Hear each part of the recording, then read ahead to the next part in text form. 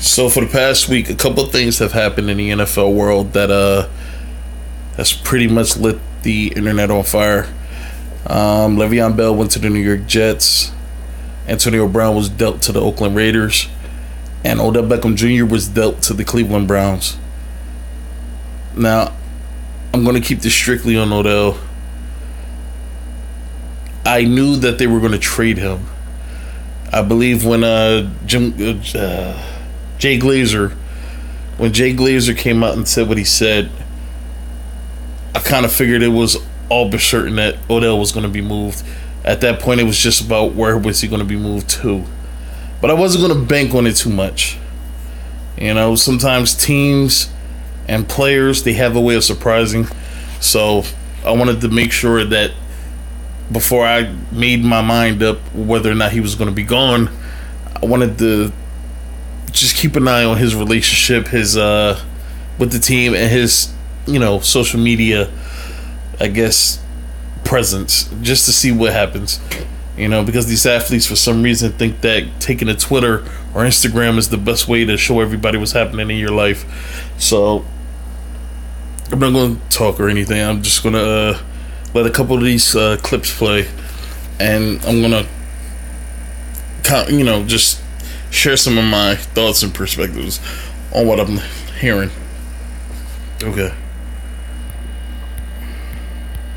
In the NFL, we are going to start in Cleveland. Odell Beckham Jr. is leaving the Big Apple. The Giants have agreed to trade the three-time Pro Bowler to the Browns for a first-round pick, a third-round pick, and safety Jabril Peppers. Rumors of a Beckham trade have been around since last season, and our own Jay Glazer said it would happen. We're going to have him later on the show, but the Giants GM said multiple times this offseason they wouldn't trade him. Beckham has 44 touchdowns in his first 5 years in the NFL and is now joining Baker Mayfield. And I went on record as to say, anybody could go check the videos, I went on record to say Odell Beckham was not dealt last year because they didn't have anything as a backup plan. They needed a contingency. When you move on from your best asset, you have to have something lined up that you can fall back on. Nobody's going to go to a New York Giants game, watch Eli Manning throw the ball for 4 quarters, and watch that terrible-ass defense that they completely gutted. And nobody's going to watch it. So you need somebody that's going to bring in the fans. Saquon is a beast. Now, Chris Broussard and Skip Bayless, and there were some other people, but these two most notably, they went on record as to say the Giants made a huge mistake by drafting Saquon Barkley when they should have went for a quarterback. Now, the chances of you drafting a quarterback in the top 10 and the chances of you drafting a running back in the top 10, your best bet would probably be you're going to hit on the running back because quarterbacks are unpredictable. But I think what's making it easier for these quarterbacks to come into the league and play is that the pro game is so much more like the college game. And then it's vice versa in some parts. Like, you have some NFL teams that run, college style systems, and then you have some college teams that run pro style systems. And it's making it easier for the transition. So I'm thinking Saquon was the best pick. At number 2, he was the best pick. Who else was you going to take in the top 10 that was a surefire hit after Baker was taken number 1? There was not one player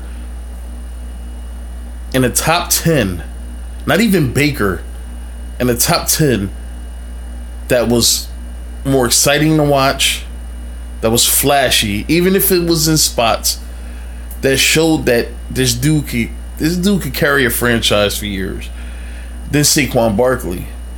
I mean, as far as we know, Baker Mayfield is a one-year wonder. I mean, look at Robert Griffin III. Huge hype coming out of college, out of Baylor. He played phenomenal his rookie year. 10-6, got Washington to the playoffs, and then he got hurt. Then what happened? His second year, unbelievably horrible. Third year, horrible. And then eventually he was just out of Washington because he kind of like burnt a lot of his bridges with the coaching staff. So who knows what's going to happen with Baker. And Baker getting Odell Beckham Jr. will help. But we don't know, like right now, we don't even know if the coaching staff that they have in place is built for success with this team. Because a lot of times these quarterbacks struggle because they need a coach that can run the right system, that has faith in them, and that will help them and put them in a position to win. A lot of times these coaches don't really have much of a relationship with the players or with the quarterbacks, and they just implement whatever system they want, even if the quarterback doesn't fit in the system, and they end up failing. And a lot of these players are failed because the coaches failed them. So let me finish. And his former LSU teammate Jarvis Landry in Cleveland. So Chris, how surprised are you that the Giants traded Odell? I would say on a scale of 1 to 10, I'm a 5, and it's that low because it. Way to sit on the fence, bro. Way to take a risk. Made no logical sense to me. Okay, I haven't. Did you go lower than a 5? If this trade before it happened, you'd said to yourself, "This doesn't make any sense to me. I don't see why the Giants would do this," which is what I said. And when they traded him, I was surprised. When I saw who they traded him to, I was even more surprised. Cleveland has made a lot of moves. Now, some people would say that Cleveland is a surefire playoff team, but the history of teams just stacking up talent on their teams, sometimes that doesn't work how they will want them to work. I'm not saying that they don't go to the playoffs. You know, there's been a lot of examples that when teams just stack up talent during the offseason, you know, they do make the playoffs, but no Super Bowls come out of it. The only team to win a Super Bowl by stacking their team full of fucking elite talent was I could say Denver, but I don't know. I think they did a lot of their damage in the draft. So you know what, Denver's out. So they don't really win. I mean, unless you go back to like San Fran, who had Hall of Famers almost at every position. Because I was trying to figure out, why does it make sense to trade OBJ? You just signed him to what, a $90 million deal? The reason why they wanted to trade Odell Beckham Jr. was because in order for them to improve the team, I guess the way they want to improve the team, they have to get rid of everybody that they deem not as important. So you trade, so you let go of, so you trade Damon Harrison. You trade Odell Beckham. You know, 2 of their best players last year going into the season, Damon Harris. I keep saying Damon Harris. Damon Harrison and Odell Beckham Jr. were number 1 and number 2 on that team. Damon Harris was a top defensive lineman in the NFL. I mean, he's pretty damn good. And I believe Detroit lucked up in being able to probably get him as cheap as they got him. I mean, but you trade these players away because you're trying to build. You know, a lot of times when these coaches make these almost impulsive trades, they're trying to build their way. You know, like that's a lot of the narrative you heard around the Los Angeles Lakers. Is that when Magic Johnson got there, eventually Luke Walton was going to be out because that's not the guy that Magic Johnson didn't bring Luke Walton in. He was there when Magic Johnson got there.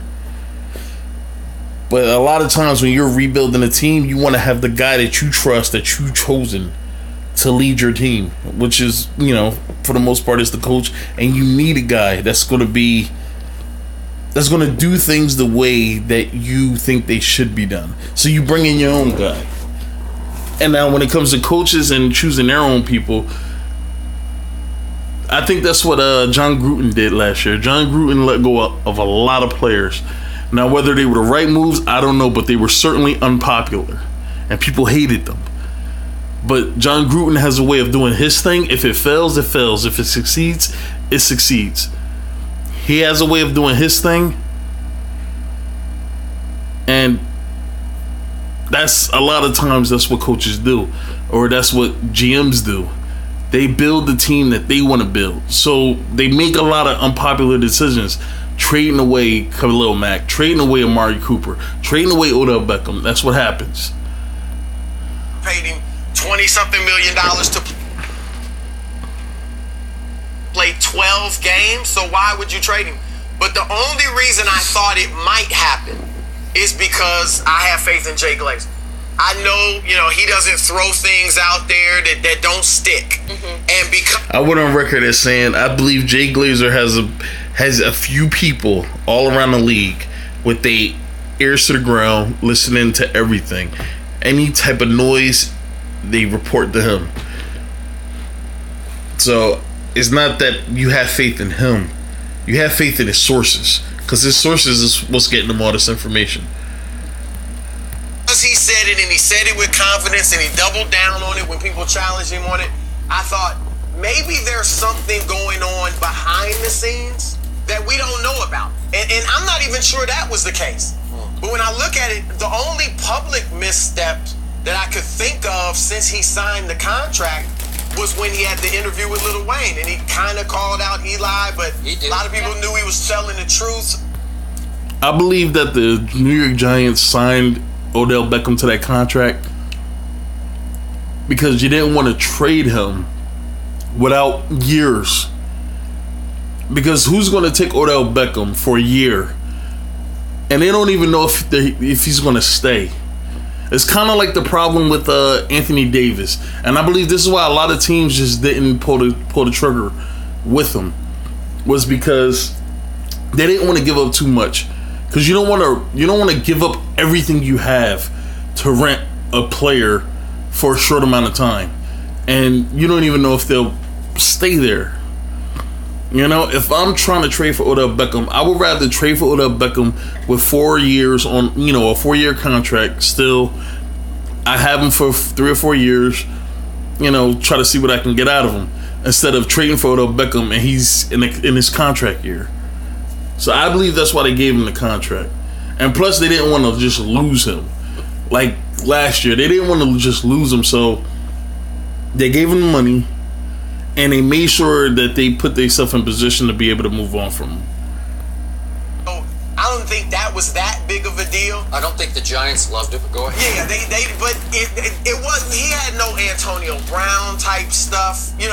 People got mad about the business decision he made on the onside kick against the Bears when he didn't dive for the ball. But that might have been a smart move for your best wide receiver not to get it. So I'm just saying, it didn't make any logical sense to me, but I had faith in what Jay Glazer said. So that's why I guess I'm at a 5.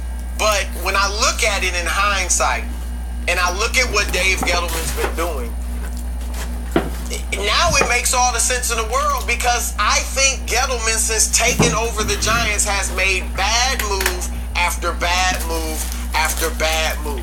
And I think it started in last year's draft when Saquon Barkley was great last year. But still, he's a running back. Your quarterback was 37, 38. You need the heir apparent, and that was a huge draft. You could have got Sam Darnold. Whether you like him or not, I think Sam Darnold has a bright future. I'm not sure about that. But I'm just not sure. Okay, but I think they should have taken him. Or it was a quarterback-rich draft. It was a quarterback-rich draft. I think that's... I wouldn't say all that. And also, to attack what he's saying, if you take Sam Darnold with this number 2 pick, and you let Saquon go to wherever it is that whoever is going to pick him up, most likely Cleveland probably would have got him at Cleveland would have got him at 4, because I think the Jets really wanted a quarterback, so they would have taken one with 3. But you take Darnold. What if Darnold isn't as good as advertised? I mean, they've been talking about Darnold for years. I mean, this dude could have ended up like Ryan Leaf. All this hype surrounding him, and he could have just completely bombed. You don't know. So why not take the surefire potential Hall of Fame caliber talent at running back, and then you've tried to figure out the quarterback, and this is why teams have a hard time finding great quarterbacks or finding a quarterback that they can make great, is because they're too busy firing each coach if a coach doesn't get them where they want to go. You know, it's hard to build a culture somewhere when you're constantly changing the person that owns the house. Like, it's hard to build a culture in a house when the owner of the house is constantly changing. Because everybody has their own philosophy. Everybody has their own beliefs on what makes a team great. And if one coach started to build in a certain direction, the next coach that you bring in might want to take it in a different direction. This is why giving coaches a chance, or really scrutinizing who you hire, you know, that's when that becomes very valuable. Is being able to scrutinize who the hell you're bringing in to your franchise. So then you don't have to worry about having a coaching turnover every 3 years. You have 4 coaches in 6 years. Some shit like that. This is why the Pittsburgh Steelers, they only had 3-4 head coaches. I mean, Bill Belichick has been in New England for 20 years. Before they lucked up to get him, I mean, they had a shitload of coaches in a few years before they got Belichick. I mean, that destroys a team, constantly changing personnel like that. I mean, this is why a lot of these quarterbacks, they fell. And the Giants, this is their third coach in 3 years? Third coach in 4 years, some shit like that, man. Started it. Snacks Harrison is gone. Eli Apple is gone. Olivier Vernon is gone. Like, he's trading away the most talented people. And of all the stories I read out of New York about this deal, no one can figure out what the plan is. Are they tanking for Tua? That's the new phrase there. People are throwing out. That could be possible. And I'm going to make it quick, and then I'm going to end this video. But that could be possible. But the Giants haven't been the best with building up a good roster and maintaining it. Look at their 2017 championship team. Look at their 2011 championship team. Look at the team that got to the playoffs a couple years ago that had one of the top 5 defenses. The Giants are not very good at maintaining great talent or maintaining great success. I mean, when they won the Super Bowl in 2007, they went a few years without actually doing anything. I mean, they went 12-4 the next year, but I believe they lost in their first game, and then they went the next few years, no playoff runs. And then they went to this playoffs in 2011, won the Super Bowl again, and they shitted up the place for years after that.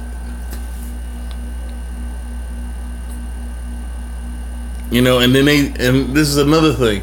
They talk about these players being able to dictate the culture on the team, and that's not true.